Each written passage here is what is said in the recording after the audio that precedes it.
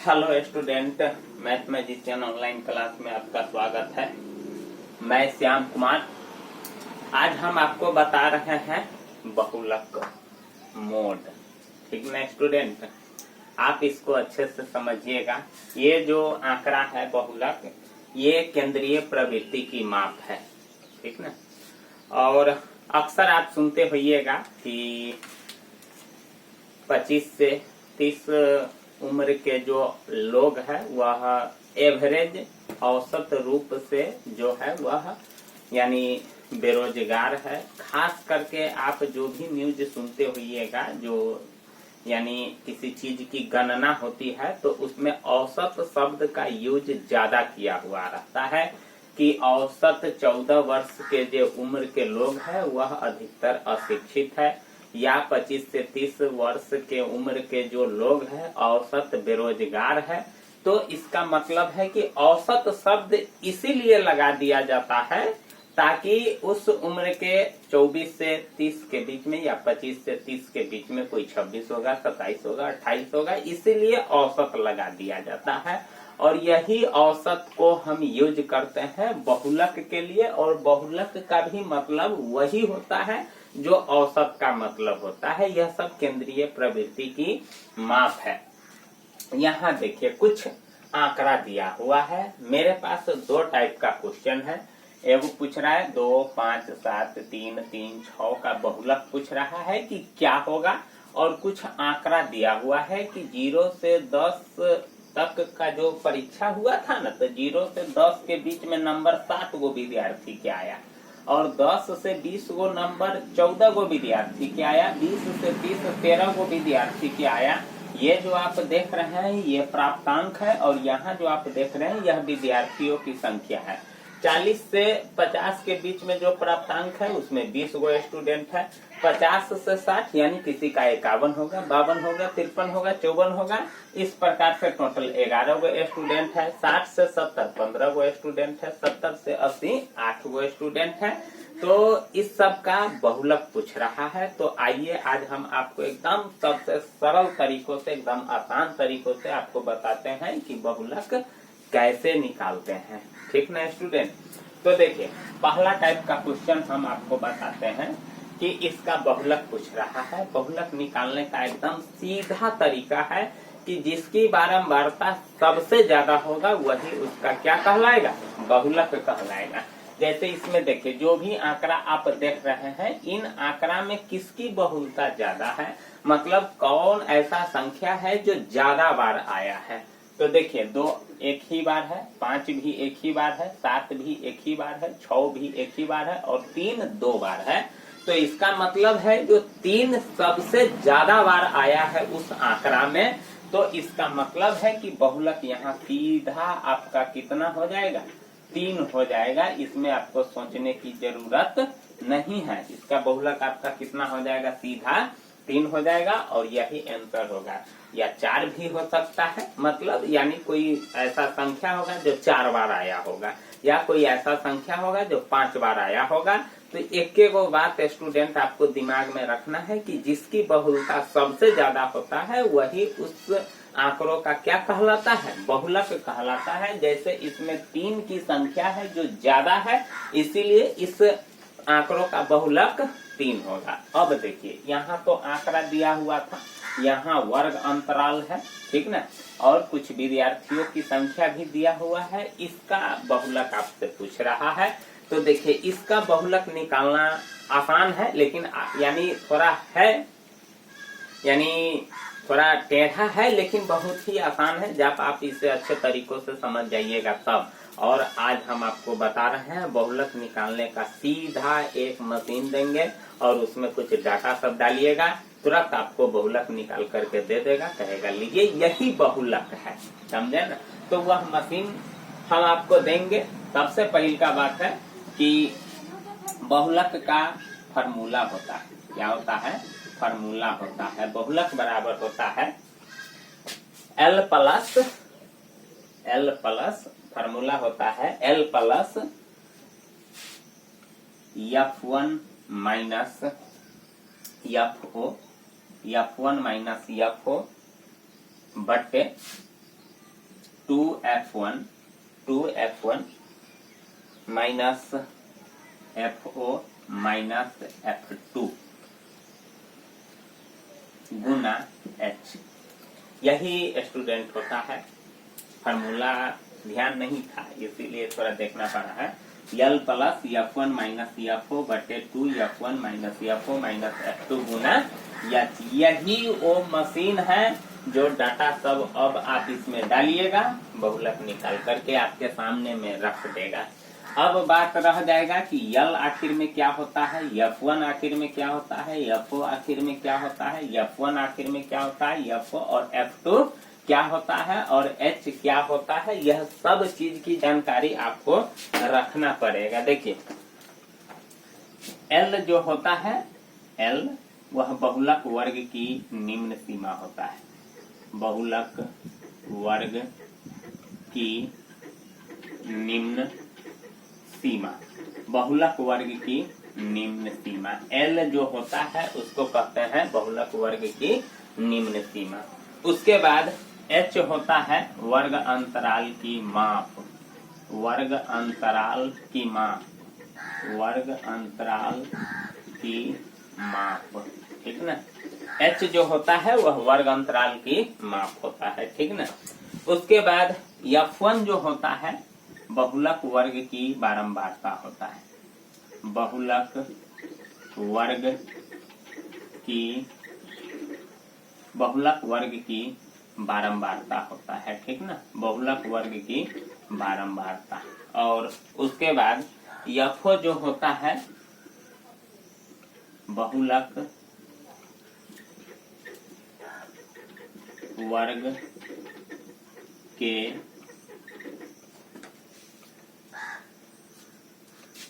ठीक पहले, ठीक पहले वर्ग की बारंबारता, ठीक पहले वर्ग की बारंबारता।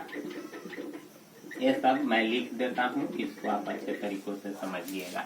और F2 जो होता है बहुलक वर्ग के ठीक, बहुलक वर्ग के ठीक बाद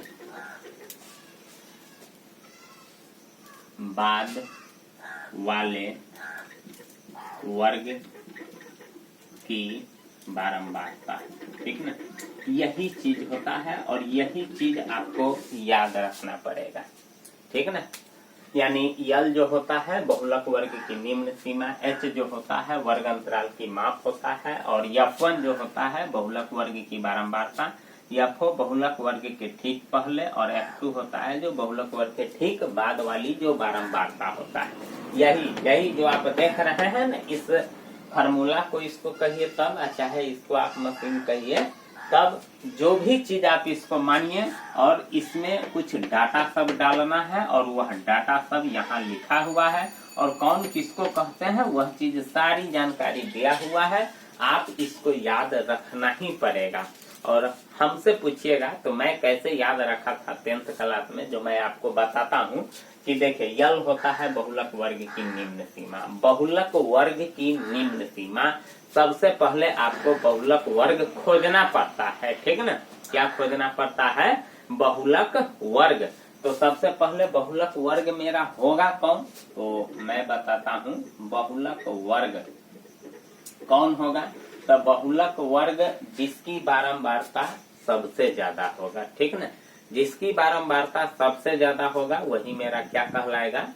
बहुलक वर्ग कहलाएगा। तो देखिए इसमें आप देखिए सबसे ज्यादा बारंबारता कितना है, तो देखिए सबसे ज्यादा है 20। तो इसका मतलब है कि 20 का वर्ग अंतराल क्या है? 40 से 50। तो बहुलक वर्ग आपका हो जाएगा 40 से 50, ठीक ना। अब दोस्तों लगता है कि बहुलक वर्ग आपको खोजने में दिक्कत परेशानी नहीं होगी। सबसे ज्यादा बारंबारता, तो सबसे ज्यादा बारंबारता आप 20 देख रहे हैं और 20 का वर्ग अंतराल 40 से 50 है। तो इसका मतलब है कि बहुलक वर्ग मेरा हो गया 40 से 50, ठीक ना। अब देखिए यानी बहुलक वर्ग खोज लिए, ठीक ना। अब जब ये आप बहुलक वर्ग खोजिएगा तो यह सारा डाटा आपको निकालना पड़ेगा। देखिए यल किसको कहते हैं, बहुलक वर्ग की निम्न सीमा। यल किसको कहते हैं, बहुलक वर्ग की निम्न। निम्न मतलब, निम्न का मतलब होता है छोटा, ठीक ना। निम्न का मतलब छोटा, जो छोटा होता है। तो 40 और 50 में छोटा है 40, तो यल बराबर कितना आपका हो गया 40, क्योंकि लिखा हुआ है बहुलक वर्ग की निम्न सीमा। अगर उच्च सीमा कहता तो फिर मेरा 50 हो जाता, लेकिन यहाँ निम्न सीमा कह रहा है इसीलिए 40 होगा। तो यल तो अब आपको मिल गया, ठीक है। चलिए अब उसके बाद यच ढूंढते हैं, ठीक ना। तो यच कहते हैं वर्ग अंतराल की माप। तो देखिए वर्ग अंतराल का माप कितना है, तो 0 से 10, 10 है फर्क, 10 से 20, 10 है, 20 से 30, 10 है, 30 से 40, 40 से 50, 50 से 60, 60 से 70। आप जो भी वर्ग अंतराल देख रहे हैं सभी वर्गों का अंतराल कितना है, 10 10 का है।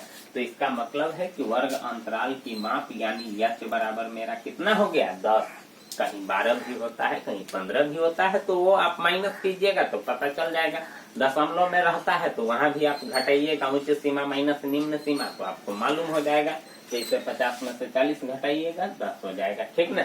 उसके बाद देखिए F1 किसको कहते हैं, बहुलक वर्ग की बारंबारता। तो बहुलक वर्ग आपका है 40 से 50, तो इसकी बारंबारता कितना है 20। तो देखिए दोस्तों सारा चीज आपको मालूम चल रहा है सिर्फ बहुलक वर्ग खोजने से, इसीलिए ध्यान रखिएगा कि बहुलक वर्ग वही होता है जो जिसका बारंबारता सबसे ज्यादा होता है। और यफो क्या होता है, तो बहुलक वर्ग के ठीक पहले वाले वर्ग की बारंबारता, ठीक पहले वाले वर्ग की बारंबारता, ठीक पहले वाले वर्ग की बारंबारता नहीं, तो F2 आपका कितना हो जाएगा 12, ठीक। और F2 कहते हैं बहुलक वर्ग के ठीक बाद वाले वर्ग की बारंबारता कितना है 11, देख रहे हैं कि ना। और हम आपको बताए थे कि मैं कैसे याद रखा था, सो बताता हूँ कि मैं खोजता था सबसे पहले जो बारंबारता है, ठीक ना। तो वो मेरा F1 हो जाएगा, नहीं जो सबसे ज्यादा बारंबारता है वो मेरा F1 हो जाएगा। और F कौन होगा तो पहले, और F2 कौन होगा तो बाद में। मैं बस इतना ही ध्यान रखा था कि जो सबसे ज्यादा बारंबारता है वो मेरा F1 हो जाएगा, और उससे पहले F हो जाएगा, और बाद वाला F2 हो जाएगा। इसी प्रकार से हमने याद रखा था। और ये फार्मूला जो आप देख रहे हैं इसको भी याद कर रखा था, तब ना मैं उस फार्मूला को वहां लिखा और सवाल हल हो गया। तो देखिए स्टूडेंट आपको जो भी चीज चाहिए सब कुछ यहाँ मालूम हो गया है, नहीं। और सटासट इसमें क्या करेंगे, मान रखेंगे और फटाफट निकाल देंगे। तो देखिए वही काम करते हैं। यल मेरा कितना है 40, तो 40 प्लस, अब देखिए F1 मेरा कितना है 20, माइनस F मेरा कितना है 12, है ना।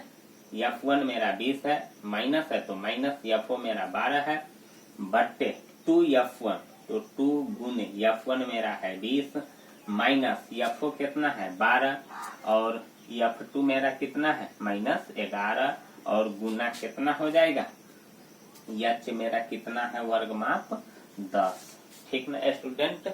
यहाँ तक समझने में ये जो मान आप देख रहे हैं इस फार्मूला में रखने में तो कोई दिक्कत नहीं होगा दोस्तों।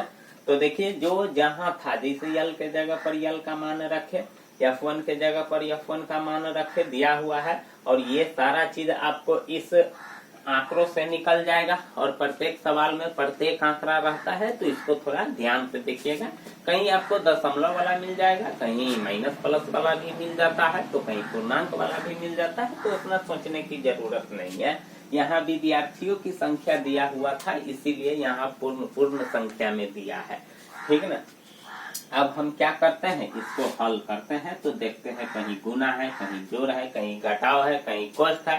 तो बोडमास के नियम के अनुसार तो सबसे पहले कोष्ठ का काम होता है। तो चलिए कोष्ठ के अंदर काम करते हैं। तो क्या हो जाएगा 40 प्लस, क्या हो जाएगा 40 प्लस 20 में से 12 जाएगा तो 8 होगा ना। चलिए अब गुना कर देते हैं, 20 दूना 40 माइनस, और ये दोनों माइनस से जुट ना जाएगा, तो 12 और 11 कितना हो जाएगा 2 1 3 1 1 2 23 हो जाएगा, माइनस 23। ठीक ना स्टूडेंट। यहाँ मैं नीचे लिखता हूँ, यानी 40 प्लस, यानी घट जाएगा तो 20 में से 12 जाएगा तो कितना हो जाएगा 8, और इसको गुना कर देते हैं 20 गुना 40, और ये दोनों ऋणात्मक संख्या है तो जुट करके ऋणात्मक ही आएगा, तो 12 और 11 हो जाएगा 23, और गुना कितना है 10। चलिए ठीक है, 40 प्लस, अब देखिए घट जाएगा तो क्या हो जाएगा, 10 में से 3 जाएगा तो 7, और 3 में से 2 गया तो 1 हो जाएगा 17। 10 में से 3 गया तो 7, और 3 में से 2 गया तो 1। इसमें 10 से गुना होगा ना, क्योंकि अब कोष्ट का सारा काम हो गया तो कोष्ट ऑटोमेटिक हट जाएगा। चलिए ठीक है, अब हम क्या करते हैं कि इसको सबसे पहले गुना कर देते हैं, कटने वाला तो है नहीं, तो 10 अट्ठे 80, 80/17। अब ये कटने वाला नहीं है, नहीं तो काट देते, तो इसको क्या करेंगे, बटा पर का जोड़ करेंगे, ठीक ना। तो देखिए स्टूडेंट, सबसे पहले साधन मेरे पास कम है, और ये जो बोर्ड पर मैं जब फोकस करता हूँ तो मेरा जो बैक वाला कैमरा है वह एकदम ठीक है, और सामने वाला जो कैमरा है उसे उतना यानी स्पष्ट नहीं आ पाता है, इसीलिए मैं बैक कैमरा से शूट करता हूँ। लेकिन इस जो बोर्ड का फोकस है ये कहाँ तक जाता है, ऊपर नीचे और जो दाएं बाएं जो होता है, तो इसका अनुभव हमको नहीं हो पाता है, तो थोड़ा देखना पड़ता है कि मेरा सवाल कहाँ तक जाता है, ठीक है ना। क्योंकि साधन नहीं है, जब आपको मैं दिखाऊंगा कि किस प्रकार से वीडियो जब मैं शूट करता हूँ, तो इसमें कुछ गजबे तरीका से सेट किया गया है। तो स्टूडेंट थोड़ा देखते हैं कि इसका फोकस कहाँ तक जाता है।